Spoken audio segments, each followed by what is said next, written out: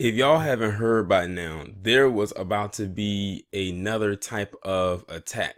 But let me throw my petty cap on right quick. This would have been one that I would have said, damn, he was so close, yet so far away. And you're about to find out why. This man's name is Mark Steven Domingo, and he is a U.S. military veteran via the Army branch. He is 26 years old, and over the weekend in Long Beach, California, he was about to set off a bomb, or maybe a series of bombs, at a white supremacist rally. And it ended up getting foiled because they found out about his plan. By they, I'm talking about the FBI, and basically set it up as a sting operation for him to get caught. So, he did the whole usual spill of, I'm going to get these bombs and everything like that. They ended up communicating with him. He got some fake bomb parts, but he really couldn't tell the difference between the real ones or the fake ones. And it kind of made me scratch my head as to how he wasn't able to figure it out. But, a lot of times they can make something that's fake look very real. And then that's when they ended up catching him. Now, what's so interesting is that he was going after some white supremacists. Who knows what they were getting ready to discuss at that rally? Who knows what they were really going to talk about that rally? They could have been talking about plotting to get somebody else. Because as usual, they are usually the ones at the forefront when it comes to terroristic or domestic terroristic type plots. Now, this guy's reasoning as to why he was doing that is because he recently converted to Islam and he got tired of all the attacks that came upon the Muslim community.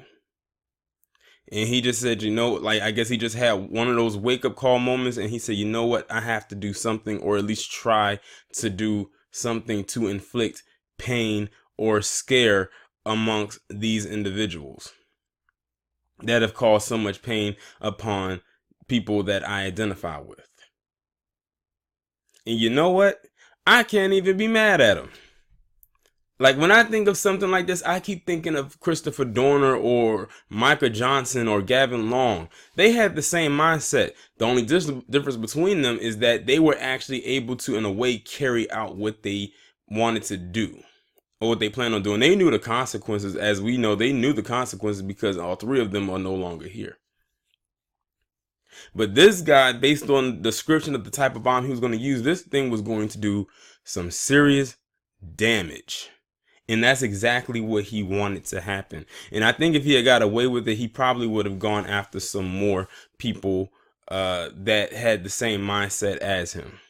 Now, we just had that San Diego shooting that just happened.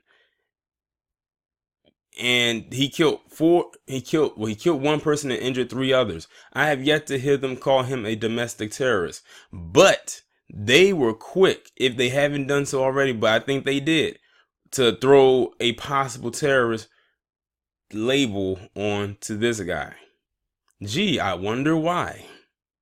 Was it the last name, or was it the faith that he converted to that made him want to do it?